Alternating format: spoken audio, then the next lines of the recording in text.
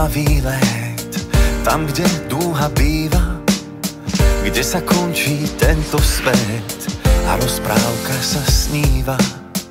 Pôjdeme tam vláčikom, nastupuj už píska, pozri, už nám mávajú medveď s Mášou zblízka. Zatvor oči, nech sme rýchlo tam, na ten výlet nikto nejde sám.